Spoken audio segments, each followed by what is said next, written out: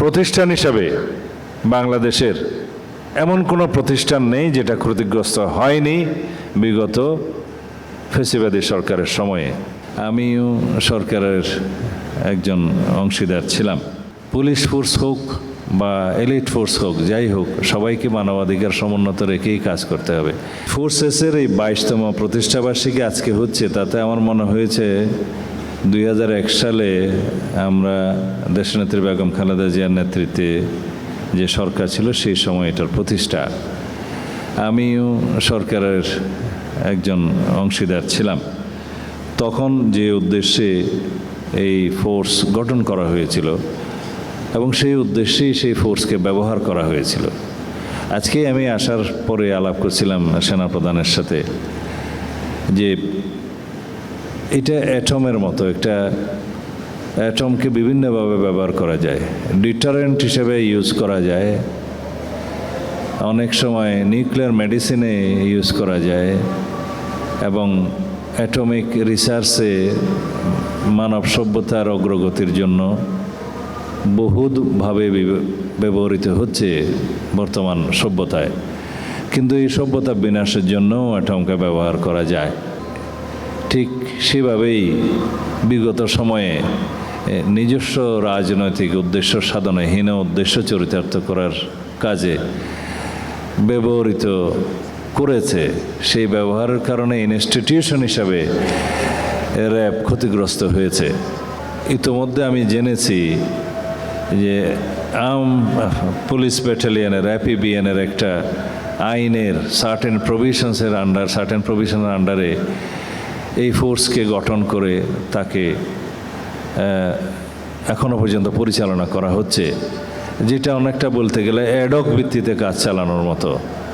অথচ এত বড় একটা ফোর্স, এলিট ফোর্স এবং অ্যাসেটস অ্যাডহক ভিত্তিতে পরিচালিত হতে পারে না। এ বিষয়ে আমি মাননীয় প্রধানমন্ত্রীর সাথে কথা বলেছি, অনুমোদন নিয়েছি যে আমরা একটা আলাদা আইনি কাঠামো দাঁড়া করাবো একটা এলিট ফোর্সের জন্য। আমরা নামটা হয়তো রিনেমড করব, but country needs an elite force. এটা সব দেশে থাকে, এক বা একাধিক থাকে।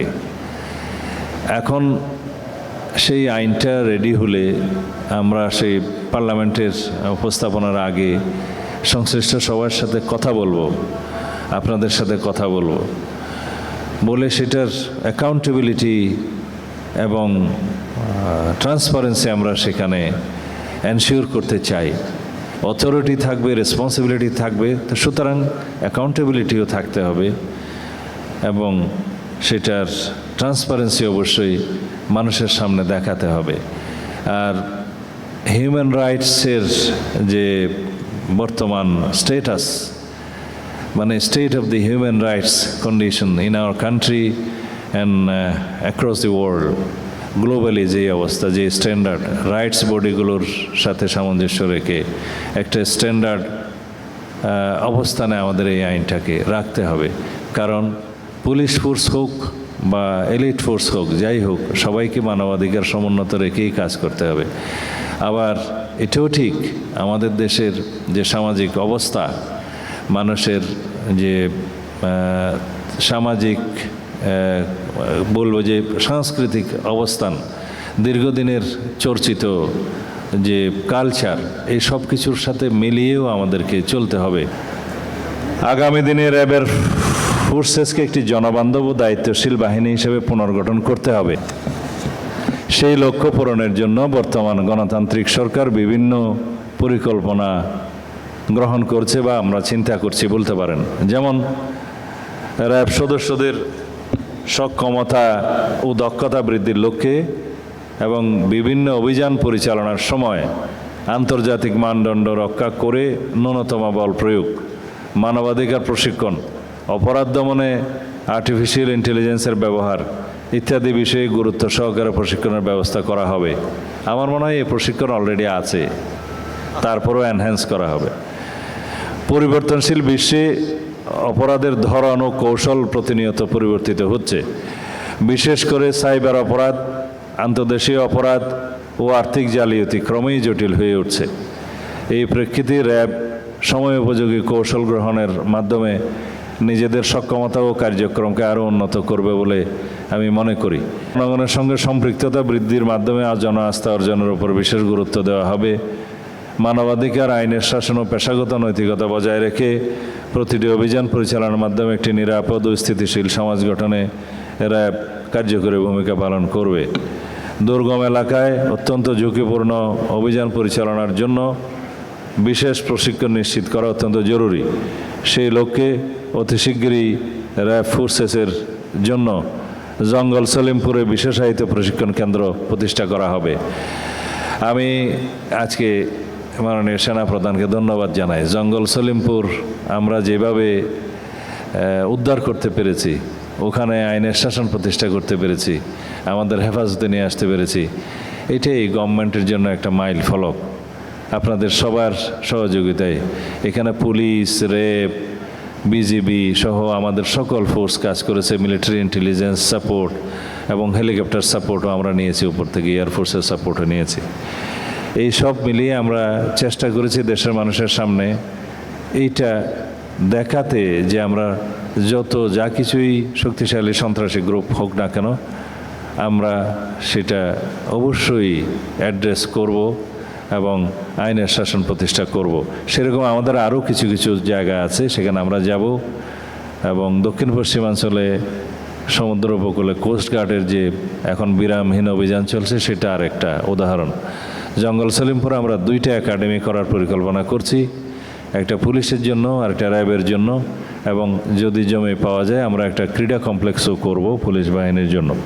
সেটা আমাদের পরিকল্পনা আছে, হয়তো আগামী মাসের মধ্যে ইনশাআল্লাহ আমরা ফিজিক্যালি দেখতে যাব।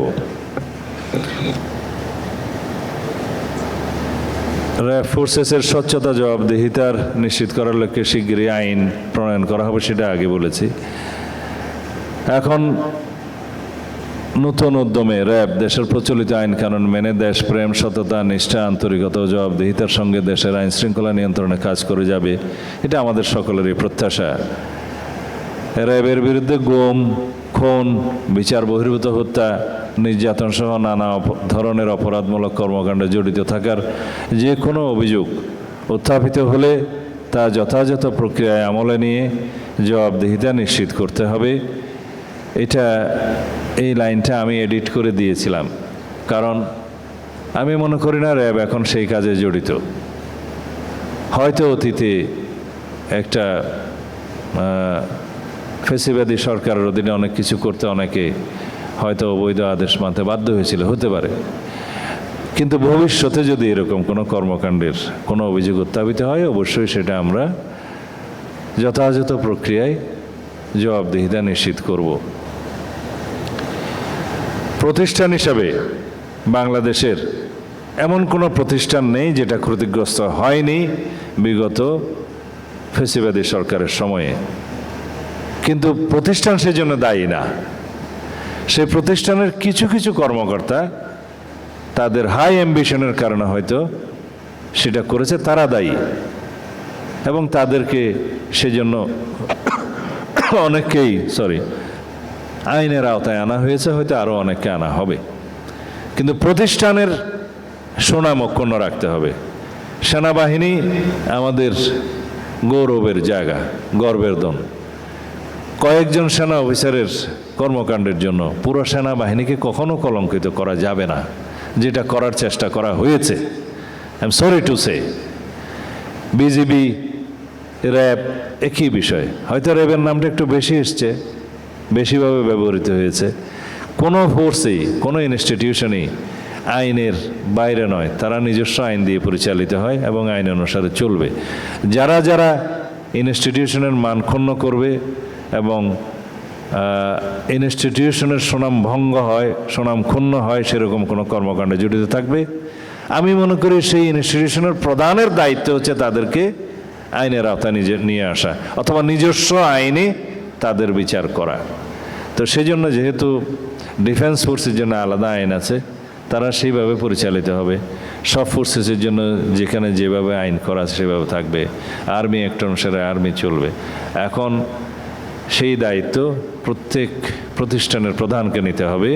আশা করি ইনশাআল্লাহ সেইভাবে আমরা ন্যাশনালি একটা অ্যাকাউন্টেবিলিটি এনশিওর করতে পারবো।